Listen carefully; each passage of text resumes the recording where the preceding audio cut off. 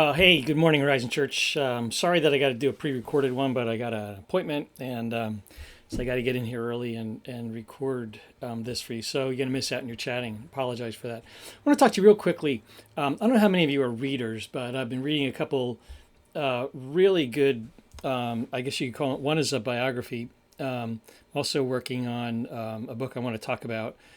The Sun Does Shine, and just a great story. You ought to put those in your summer reading list. In fact, I'm probably going to talk about the one book about a guy named Ray Hinton in a message. That would be like a must read for all of you. But I'm also reading a book on Dietrich Bonhoeffer by a guy named Eric Metaxas. It's his biography. I don't know how many of you know Dietrich Bonhoeffer. Um, he ought to be known by more of us, but we're losing our history. Bonhoeffer was a German theologian, really influential a generation ago, still is influential. He was part of what was called the Confessing Church in Germany. He was a Lutheran pastor, a young guy, and just a brilliant, brilliant theologian and very influential in Germany. The early days of the Nazis, the 1930s, when the Nazis were coming to power, and then even during the war, the Confessing Church were those Christians who refused to bow to the Nazis. This is a biography. It's a long biography. I don't know, 500-600 pages, probably 500 pages, maybe four. I don't know. It's long, so that might be intimidating, but it really is worth the read. It gives you so much history about what was going on in Germany and about the Nazi stuff that we just don't know. Particularly as the Nazis tried to essentially get Christ out of the church and take over and make Hitler kind of Christ, which was really the intent of the Nazi movement in Germany in the 1930s leading up to the war. And the Confessing Church stood against that. And it was very difficult to do that, but it was very costly. A lot of the Confessing Church pastors spent a lot of time in prison. A lot of them were executed. Bonhoeffer was born in 1906.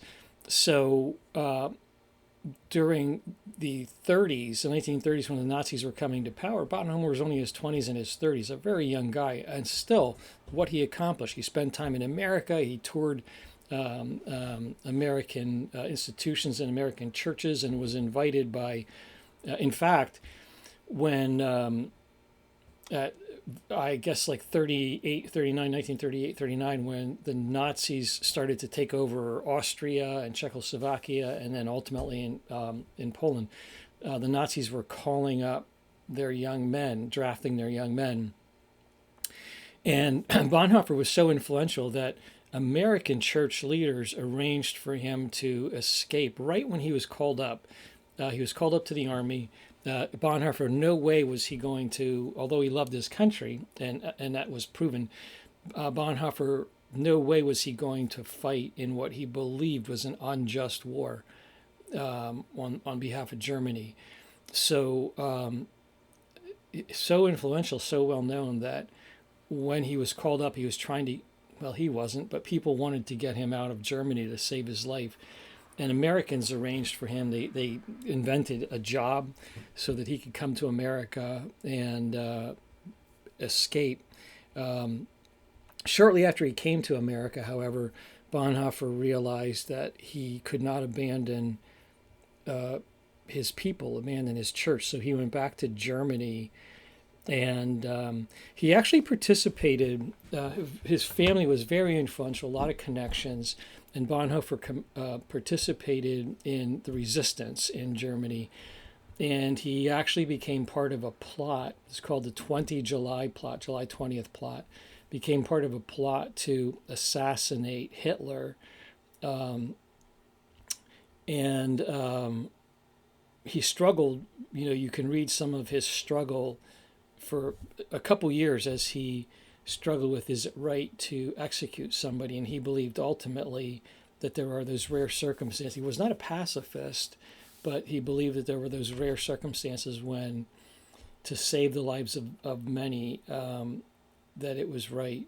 And so he participated in a plot to try to assassinate Hitler. He was found out. The plot was foiled. And in 1943, Bonhoeffer was arrested and spent time in concentration camp. And then right when, and because of the influence of his family and some connections, he was not executed right away.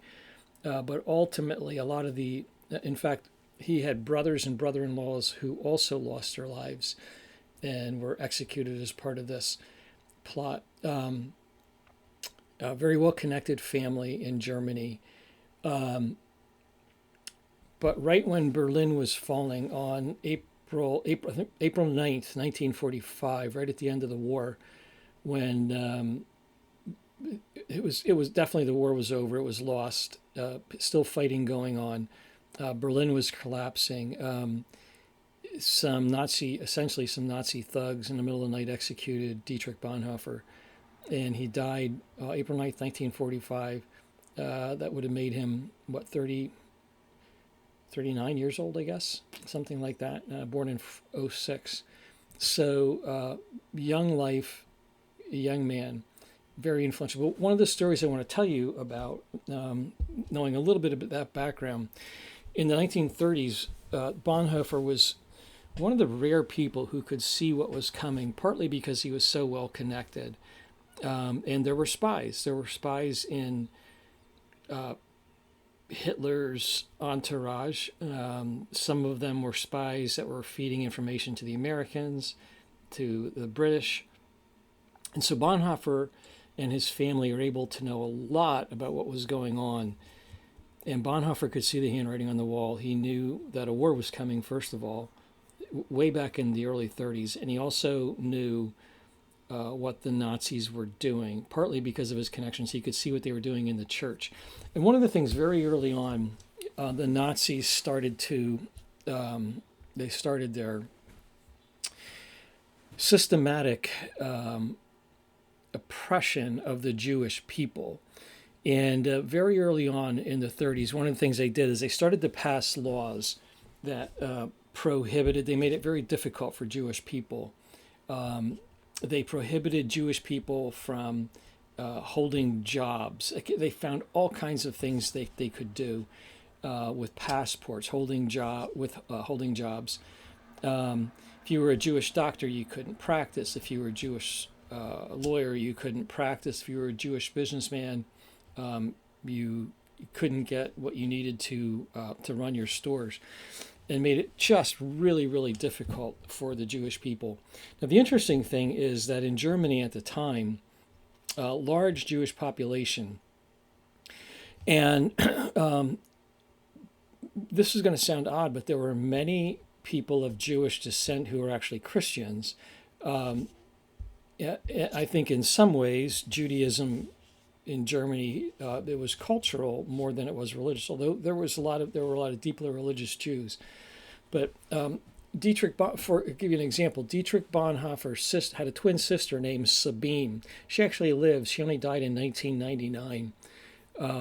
Dietrich Bonhoeffer's sister Sabine married a man who was Jewish, Gerhard Liebholz. He was of Jewish descent. His family was Jewish, but he himself was a Christian, was a follower of Jesus. And there were many people of Jewish descent who were actually Christian pastors.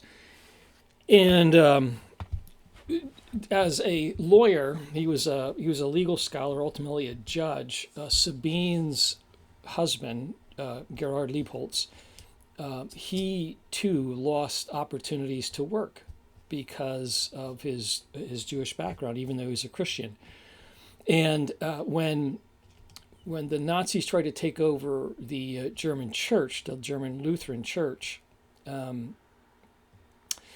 they had what they called the Arian clause in the church. And the Arian clause was that you had to essentially be of Arian descent. You could not be of Jewish descent and be a pastor, or even really participate in the life of the church.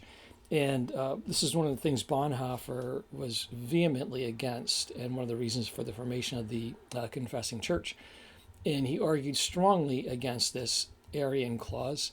And just because of the way the Nazis worked, the Nazis were frankly evil, and truth didn't matter in any way, shape, or form.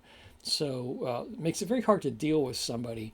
So they would lie all the time, and they would say, we're going to take the clause out. And of course, they never did. And or they took it out, and then when a certain vote happened, they would put it right back in.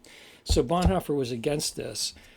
He came to understand very clearly, very early on, that the Nazis were evil, and he saw what they were doing to the Jewish people, so stood against it. But this is where it really gets fascinating. Ultimately, Bonhoeffer, when he went to America, late 1930s, very quickly he knew he needed to go back to Germany and stand with his people, stand with the church. He knew that other pastors in the confessing church were being arrested and they were being tortured.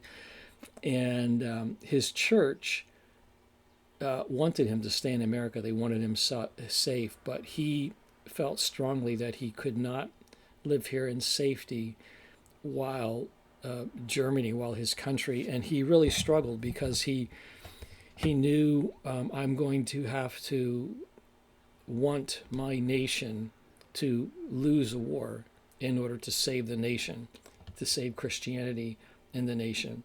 And that's a struggle, if you can imagine that struggle. He was not the only one, but if you can imagine a situation where your country, your people, you have relatives, you have family members and friends who in many cases are soldiers, but you know that for your country to survive, they have to lose a war. He knew that if Germany won, it would be devastating to his people because of what the Nazis stood for and what they were doing. He knew about the mass murder of people.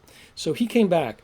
And one of the things is, people struggle with, where did he get his courage to come back to Germany, knowing that the minute he stepped on German soil, the Germans already had it out for him. They already had him. The Nazis knew about Bonhoeffer. They knew what he was doing. And he knew that the moment he came back to Germany that he would be in deep trouble. And he was. He was ultimately arrested in 1943, and as I said, he was executed by the Nazis. Very early on, there was an event that was very influential to him. His twin sister Sabine, as I said, was married to a German legal scholar. Gerhard Liebholz was his name. I think he died in the 1980s. Spent a lot of time in America. They had to flee because they could see the handwriting on the wall. Sabine, his twin sister, and Gerhard, her husband, they fled Germany right before the Germans closed down the border with the invasion of, I think, Czechoslovakia, I forget, right before they closed the border. But they had already, all the Jews had their passports marked. So they really just escaped in the nick of time. Many, many, many thousands of Jewish people, as you know, did not escape Germany and were ultimately murdered. So they escaped. But right before that happened, I would say a couple years before it happened, in the 1930s, when the Germans were already cracking down on Jewish people significantly, Gerhard Liebholz's father passed away. Now, his father was Jewish and was not a Christian. They remained Jewish, and they had experienced already some of the persecution and the oppression by the Nazis. So his father-in-law died, and Sabine, his twin sister, Dietrich's twin sister, and her husband Gerhard, they asked Dietrich Bonhoeffer if he would speak at the funeral service. He was already very influential in Germany, very well known. And they asked him if he would speak at the funeral service. And Dietrich Bonhoeffer knew, he kind of agonized because he knew that if he connected himself to these Jewish people, that in the minds of the Germans, the minds of the Nazis, he would be guilty just by association, guilt by association. So he struggled, and in the end, he said no. He was unwilling to participate in the funeral service for his father-in-law, his sister's father-in-law, twin sister's father-in-law. And the reason was that he struggled with what that would mean for his reputation and for his safety. And almost immediately after he said no, he regretted it and realized that he had been wrong, that he'd been wrong to function out of fear of what was going to happen. And so he apologized profusely to his family. He said he was wrong. And in some ways, this was a really significant moment for Dietrich, because he realized that in the face of the Nazis that he could not operate out of fear. He could not be afraid. And so he ultimately was a guy who was a vocal and very strong opponent of the Nazis, and ultimately died for it in 1945. And this, to me, is one of these really important things. It's important, number one, to recognize that even some of the people that we hold up as heroes, like Dietrich, they have their moments of fear, and he did. And I think one of the important things is also to recognize that that recognition of fear in him, that he realized, I can't do this. I cannot let fear dictate my life. If you can imagine living in Nazi Germany, when the Nazis were systematically dealing with and killing off their enemies, particularly influential enemies, to recognize that fear isn't an option is an incredible thing. And I got to watch my time. Bonhoeffer did that. This is an important lesson, I think, for us all the time, that Bonhoeffer found the antidote to fear in his faith. Essentially, he believed that if you fear God, if you're in a right relationship with God, then you don't need to fear anything else. And that's such a true statement, that if you're in a right relationship with God, if you use the biblical phrase, if you fear God, then you don't need to be afraid of anything else. And Bonhoeffer learned that, and he lived that out. The doctor, there's a doctor at his execution who said that in his 50 years of practicing medicine and seeing people die, he said, I never witnessed a man die with such faith in God. And his faith was evident even to the very end. All kinds of information you can read about Bonhoeffer, but one of the most significant moments in his life that brought him to a place when he realized, I do not want to be driven by fear, was when he acted in fear on one occasion. And he realized that is not the way I want to live.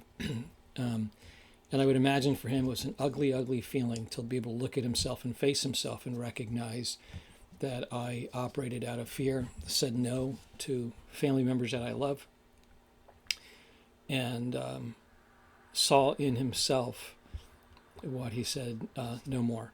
So I want to pray for all of us that we too would be in a right relationship with God, and then recognize that we don't have to fear anything else. But wouldn't it be good for you and for me to live as people who do not need to be afraid? And plenty of evidence around, including the story of Dietrich Bonhoeffer. It's worth a read. Biography by Eric Metaxas. I have the book. I'll finish it shortly if you want to borrow it. Actually, you can, want to borrow it or get it on your own. Great read. It will inspire you, and you'll learn a lot about what was going on in Germany and in the world. You'll see the rise of the Nazis from an ugly way. But hopefully you will be inspired like Bonhoeffer, and like I have been, to recognize can't operate out of fear. It is just not the way to live. So let me pray for all of us. God, I want to pray for those of us who sometimes we find ourselves doing things because of fear of what others are going to think about us, fear of failure, fear of what's going on in the world, fear of being hurt. God, I pray that you would help us to be bold followers of Jesus. You'd help us to overcome our fears and recognize that if we're in a right relationship with you, then we really don't need to fear anything else. So God, grow our courage, grow our faith. We believe, but grow our faith. And I pray that would be true for everybody who's plugged in and listening. And I pray this in Jesus' name. Amen. All right, everybody. I got to get on with my day, and love you all, and see you maybe on Sunday. Take care.